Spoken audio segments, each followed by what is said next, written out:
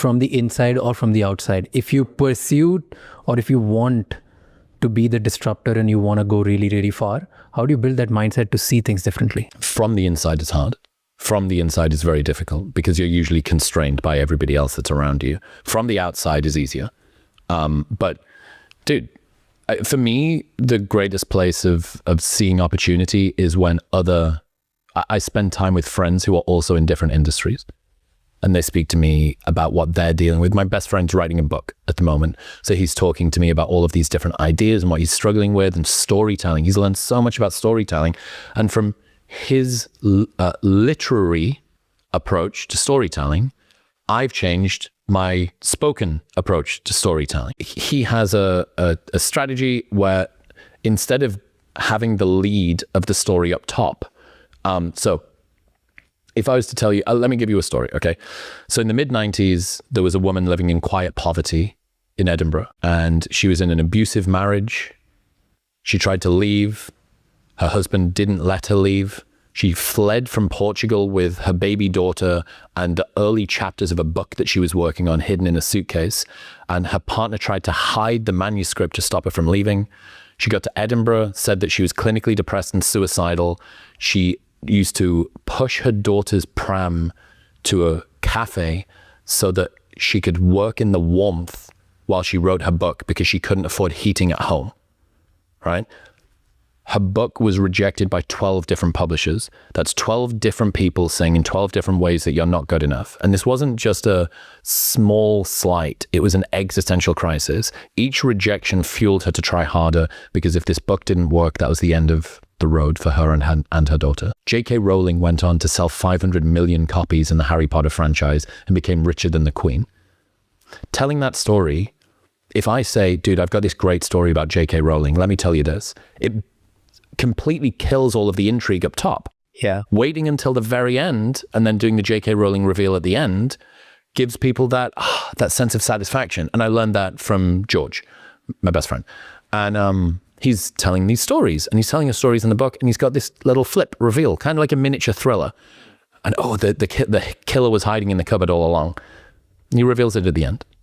And that's it's a literary skill set. And applying it to storytelling and podcasting, people in podcasting are storytellers too, but they might not think about constructing it in a way that is more well established in the industry of books and writing. Take that, put it in this thing. I think it works. That's cool. Sometimes it's not going to work. Sometimes you're going to try and take a dish that would work in fast food and put it in gourmet, and it's a total fucking nightmare. But other times it might work. True. How, taking this point where you said from the inside is difficult, from the outside is easier, right?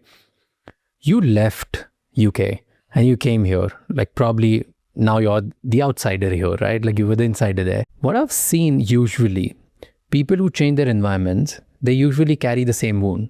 So they become like the same dysfunction version of themselves in a new costume. Correct. Right? Yep. Very accurate. Yep. Very good. How do you, when you want to change your identity and change your reality, how do you change that reality by going to a new place where you know that you're not going to be the same person or trying to wear the same costume? You genuinely change. You're not just... I don't know, man. I get what you mean, that people's patterns, in the same way as you've got the same feet that you had 10 years ago, you have the same patterns and wounds that you had 10 years ago. Yeah. At least in my experience, though, it is really hard for the exact same flavor of your coping strategies and your difficulties to survive a new environment and a new job and a new culture. And the more different that you can make where you're inhabiting, the harder it is for those old patterns to exist. So yes, people can, new costumes, same problem, that can happen. But at least in my experience, only for so long. Like your patterns aren't indestructible. And if you spend time around, I mean, look, social influence is a huge part here. Mm-hmm. If you go to somewhere new, you move to somewhere new, different industry, different career, different company, different city, different relationship, you will be influenced by the people around you. It's okay, what sort of person do I want to be like? Am I around people like that person? If so, you are more likely to become that person. If not, you are less likely to become that person. So think carefully about what the influence is. But doesn't that happen in in a lot of cases where you change your circle, you change your people, you change your influence, but you're the same person inside. So if you were feeling inferior somewhere else, you're going to feel inferior here as well. If you were feeling like a loser, you're still going to feel like a loser, no matter how many achievers you surround yourself with. The loser thing, it would be true. So what's the genuine mechanism of change? For me, I can only speak for me. Desire, you have to want to change. Right? People talk about, it would be great to be in shape. Would you want to be in shape? Kind of. Okay. Do you want to live the lifestyle required to have the life? If you want the life without the lifestyle, you're guaranteeing yourself disappointment. I want to be a touring rock star. Okay. Do you want to spend 10 years playing guitar and learning chords? No. Okay. Rid yourself of the desire because you're guaranteeing disappointment. If you want the life without the lifestyle, you guarantee disappointment. And so many people want the outcome, but not the training ground. That doesn't work. The loser thing or the inferiority thing is inherently relative.